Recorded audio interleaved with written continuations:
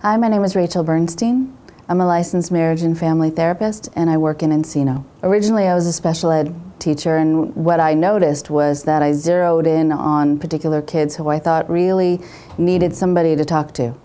And I still loved the process of teaching, and I loved being able to watch the growth in the students. But at the same time, I was really curious about their home life, the situations that they were in, the fact that some of them came to school looking sadder than others, dressed more appropriately for the weather than others. I wondered what was happening, what was maybe amiss in their families or in their homes. I also have another area of specialization that I came to by happenstance, but I find it fascinating, where I work with people who have been involved in cults.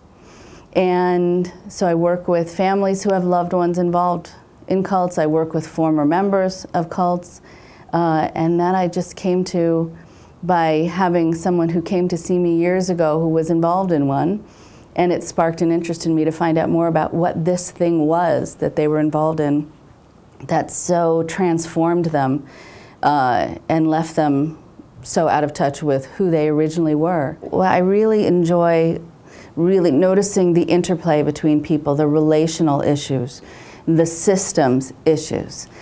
Because I think when kids are brought into therapy, kids within a particular family are brought into therapy as the IP, the identified patient, I think that usually it's not the child who has the issue, but the child is the person who is absorbing the issues around them. And so they're coming in really as a way to let me know what's happening to them as opposed to what they are creating in the family. I don't see them as the problem. What I find interesting about my work is that I am fascinated by people, and I'm fascinated by the way people find their way.